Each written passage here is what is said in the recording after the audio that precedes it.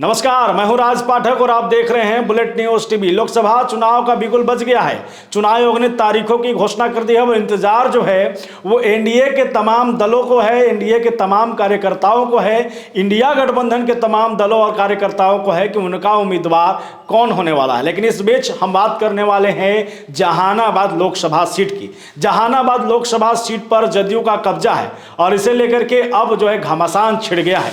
कई उम्मीदवार हैं जिनका नाम चल रहा है, जो आना चाह रहे हैं एनडीए की तरफ से, जो आना चाह रहे हैं इंडिया गठबंधन की तरफ से, और दोनों की चर्चा जो है वो तेज है। आमने सामने हो गई, लड़ाई दिख रहा है। एनडीए की ओर से जदयू और महागठबंधन से राजद के उम्मीदवार चुनावी मैदान में उतरते रहे हैं, जीतते रहे हैं। फिलहाल दोनों खेमे में कई दावेदारों के नाम की अब चर्चा है, जिनमें दोनों तरफ से तीन तीन प्रबल दावेदार हैं।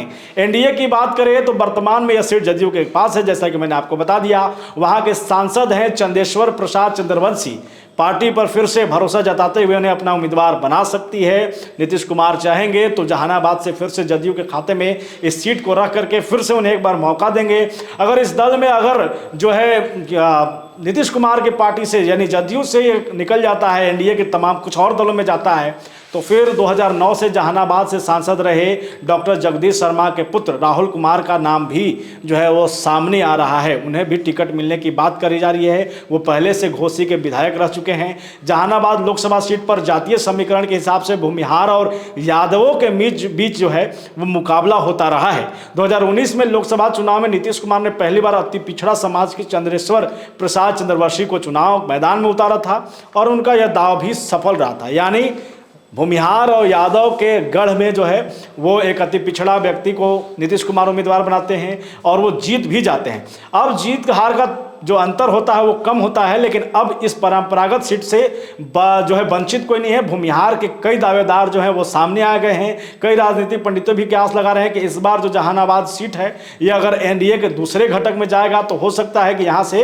कोई भूमिहार उम्मीदवार ही आए।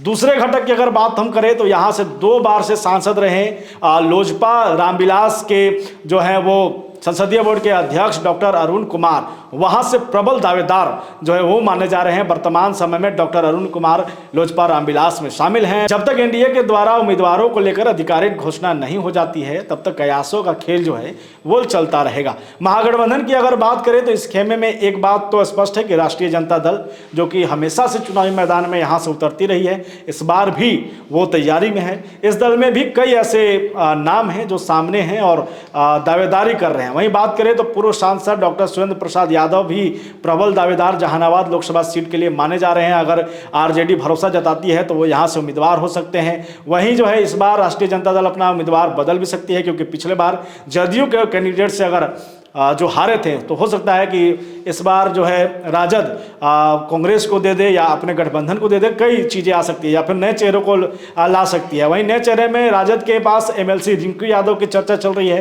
हाल ही के दिनों में जहानाबाद लोकसभा क्षेत्र में उनकी राजनीतिक गतिविधियां काफ़ी बढ़ गई हैं। इन दोनों के बीच आपको एक आईपीएस जो कि सेवानिवृत्त हो चुके हैं, करुणा सागर, जो कि राष्ट्रीय जनता दल के राष्ट्रीय प्रवक्ता हैं, बनाए गए हैं, उनका नाम भी खूब चर्चा में है। वो आपको सेवानिवृत्ति लेने के बाद राजद ज्वाइन करते हैं और अब उम्मीदवार के नाम पर उनकी चर्चा होने लगती है। जाति से वो भूमिहार समाज से आते हैं और जहानाबाद लोकसभा क्षेत्र में काफ़ी लंबे से सामाजिक कार्यों में वो बढ़ चढ़ कर हिस्सा लेते रहे हैं। राजनीतिक पंडितों का अगर मानेंगे तो राजद करुणा सागर को टिकट देकर पूरे प्रदेश में यह संदेश दे सकती है कि अब वह पार्टी ए टू जेड की हो गई है। यानी आप जान रहे हैं कि एक तरफ तेजस्वी यादव साफ कर रहे हैं कि मेरी जो अब पार्टी है वो माए बाप की पार्टी है। जाहिर सी बात है, माए बाप के समीकरणों को साधने के लिए करुणा सागर जो है वो फिट बैठते हैं। भूमिहार के नेता हैं और आईपीएस रहे हैं और आईएएस रहे हैं। जिस तरीके का एक पूरा कुनबा बीजेपी तैयार कर रही है, नए नए चेहरे ला रही है, आईएएस आईपीएस को नए तौर पे सामने आई है। नीतीश कुमार भी कई प्रयोग जो है ऐसे में कर चुके हैं। ऐसी स्थिति में अब जो है राजद भी हो सकता है कि इन्हें एक उम्मीदवार बनाए। तो ये जहानाबाद लोकसभा सीट में ये प्रबल दावेदार माने जा रहे हैं और ये स्पष्ट है कि इन्हीं के बीच में जो है वो कैंडिडेट हैं और कैंडिडेट का नाम घोषणा होगा और फिर मुकाबला तेज हो जाएगा। फिलहाल इतना ही। हमारी नज़र इन सभी सीटों पर बनी हुई है। देखते रहिए बुलेट न्यूज़ टीवी।